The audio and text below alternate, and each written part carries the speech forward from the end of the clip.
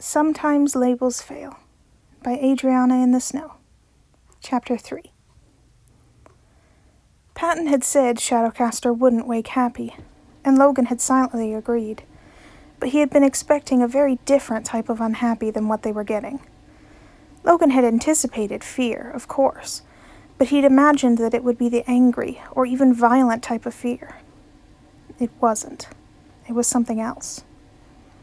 He was rather docile for someone who routinely committed crimes in a mask. He never looked like he might go on the offense. Logan imagined he wouldn't, even if they did try to hurt him. He was always twitchy, shrinking away and startling when they acted too quickly or too loudly. He watched their hands with careful eyes and had trouble making eye contact. He'd recoiled when Patton touched a butter knife.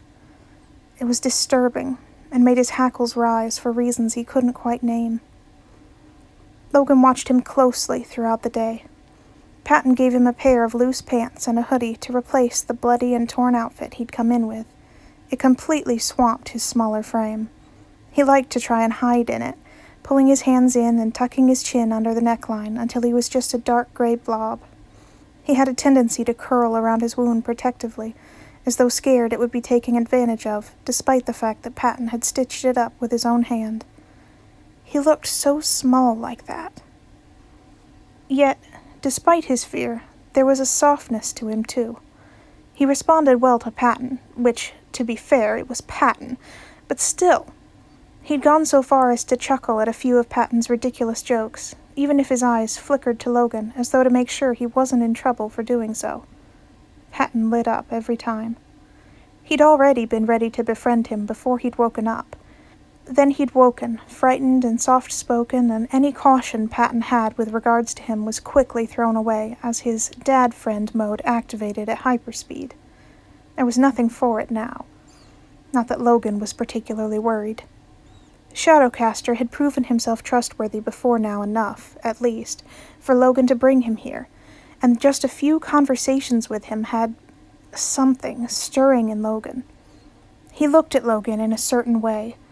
Maybe not trustingly, but like he wanted to trust him. He smiled when Logan did something for him or offered him something. The curious way he'd looked at the soup floating in midair reminded him of his favorite students. The way he'd leaned forward and snatched a bit of liquid out of the air was something Patton insisted on doing on the regular, and left him with a fond feeling in his chest. He watched with that same burn of fondness as Shadowcaster peeked his face out of his hoodie bundle to watch Patton intently. The apply love and affection plot was fully in motion, and Logan thought it may actually work if given enough time. Patton had begun his story a few steps away from the bed. He was regaling him with a story about Remy, not using his name, of course, post-appendicitis. The man had managed to somehow bribe or blackmail 3 separate coworkers to smuggle him Starbucks coffee before he'd been cleared to eat by his doctor. Patton had been forced to repeatedly intervene as the coffee schemes got more and more complex and underhanded. While Patton had been speaking, he'd edged his way closer to Shadowcaster like he was a startled stray animal and the story was a piece of ham. By now, he'd managed to sit on the edge of the bed without his target startling. His hand snuck out as Logan watched to softly touch him on the calf, his mouth never pausing. Shadowcaster definitely noticed, but he didn't seem alarmed, and he didn't draw away. He just glanced at the hand and back up, maybe a bit suspicious, but far more confused than uncomfortable. Logan watched the interaction curiously. How did Patton do these things? It was like magic. I eventually brought him coffee myself, once he was cleared by his doctor, but I don't think he has ever completely forgiven me. He hasn't, Logan commented, as quietly as possible to still be heard, not wanting to break whatever spell Patton had cast and cause the man to launch himself directly onto the ceiling like a startled cat. Patton looked over to glare at him with a playful glint in his eyes. "Do you two get together to talk about me?" he asked. "Only on Tuesdays," he replied. "We exchanged notes." Patton chuckled and patted the man's leg before withdrawing the touch completely and standing. "Well," he said, "I think it's about time for supper. Any requests? Traditional post-surgery food is ice cream." For tonsillitis, Doctor, Logan chided, rolling his eyes. Patton didn't acknowledge him, just wiggled his eyebrows at the man on the bed. But he did not laugh, as Patton had probably been aiming for. Instead, he stilled. "Dinner?" he asked. "Wait, how long have I been here?" "Around 18 hours. It's slightly past 6 p.m. now," Logan answered. Shadowcaster sucked in a panicked breath, eyes widening. He made to sit up completely, swinging his legs over the side of the bed, not seeming to notice the pain he had to be in at the sudden movement. Patton took a startled step forward to block his way so he wouldn't stand. Logan noticed the shadows at the end of the room shudder a bit at his upset. Oh God, I miss school. My foster dad is going to kill me." Then his mouth clicked closed, and his eyes widened as he realized that in tripping over himself to not reveal a name, he'd accidentally revealed other, perhaps more pertinent information about himself. "Your what?" Patton asked. He'd straightened like someone had pulled a string attached to the top of his head, poised and still like a dog on point. He turned suddenly intense eyes on Shadowcaster. "How old are you?" Shadowcaster shrunk back into the bed, eyes wide, and more terrified than they'd been when he was bleeding from a gunshot wound. And so many things made more sense now. The strange vulnerability instead of the expected angry defensiveness, the smaller frame and lighter weight, the different speech patterns, the childlike curiosity, the fact that he'd somehow ended up in the middle of a school shooting during the day, despite the fact that all of Shadowcaster's activities took place exclusively during the night, before and after the incident. "That's why you showed up at the school," Logan said. "You attend the high school." "Oh my God," Patton whispered. "Oh my God, how old are you?"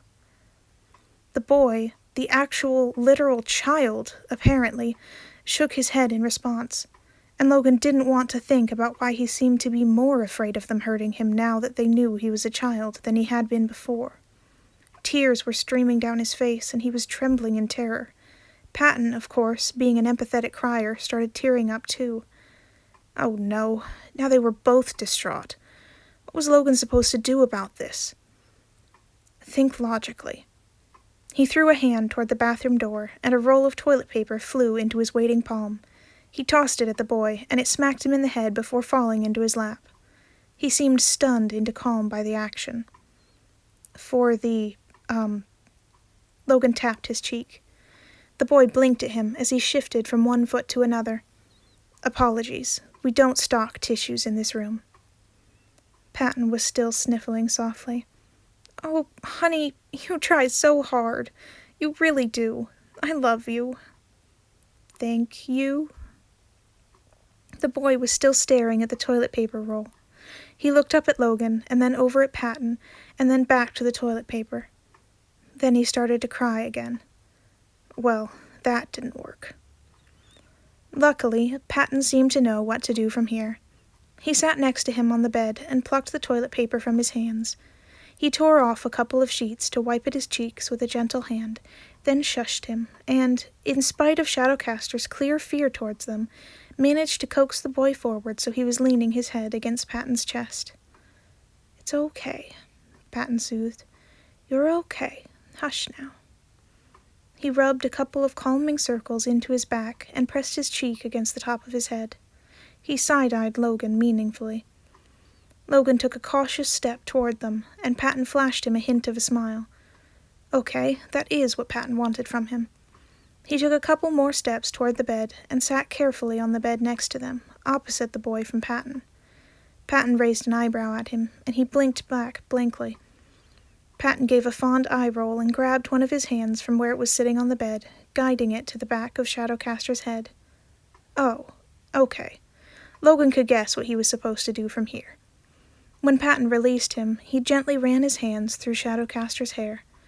Even though he trusted Patton to know best in situations such as this, he was still surprised that the touch caused the boy's shoulders to relax a bit. "We would like to know your age," Logan said firmly, but punctuated the demand with a soft scratch of fingernails to his scalp. "We aren't angry, and we won't cause you harm." He paused long enough that Logan didn't think he'd capitulate. "I'm 15, he finally answered. He saw Patton's lips turn down in displeasure. "You've been active in the city for over a year," Logan said in surprise. "You've been robbing banks since you were 14? He flinched away a bit, and Logan grimaced at his own tone and started the head-scratching again in hopes it would pacify him. It seemed to work. 13, actually, he mumbled. 13, Patton mouthed. "Why?" Logan asked. A 13-year-old robbing a bank was more than strange, especially without outside influence, and Shadowcaster had always worked alone. What could possibly prompt such behavior? "I needed money," he said simply. "You were 13. Why would you need money? To buy coloring books?" "Bluebird," Patton scolded. Shadowcaster shrugged. "Food and clothes, mostly. Life's kind of expensive, and I couldn't exactly get a real job, even if I thought I'd be allowed to." "Food and clothes," Patton said blankly. "Yes," he replied, as though he were the one confused about their behavior. Patton looked distressed, not that Logan was faring much better. That is not something a 13-year-old, or a 15-year-old for that matter, should be worrying about. "Certainly not to the degree that they feel compelled to rob banks," Logan said. "Yeah, maybe," Shadowcaster replied noncommittally. "Yeah, definitely," Patton corrected, and moved back to search his face. Your scars, did your foster father do that to you?" he asked. Oh, that hadn't even occurred to Logan. The way the boy's fingers gripped the sheet tighter to his leg was all the answer the adults needed. "You aren't going back there," Patton concluded. "What?" he asked. "You aren't going back. I'll kidnap you. Would you want me to kidnap you?" He looked at Logan for help. Logan shrugged. He certainly had no moral qualms with the idea, though he figured there were probably less extreme methods they could take before getting to that point. He'd talk Patton down privately later. Well, maybe. "You," the boy continued. The yes was clear in his eyes, even to Logan, as he hesitated, fingers curling and uncurling in his lap. And wasn't that horrible? One meal and a couple of hugs from Patton could convince him that he'd be better off with them than his current living situation. "You could get in a lot of trouble for that," he finished. "I don't care," Patton said instantly. Logan knew him enough to know he was telling the truth. "And that's not an answer." He hesitated again, but then slowly shook his head. "No, I couldn't. I'm a minor. You'd get in so much trouble, and I have to go to school. People would notice if I just disappeared from school, and they'd call the cops. You can't just... No." "Fine," Patton agreed. "We'll figure something else out then. But you are never going back there," he promised.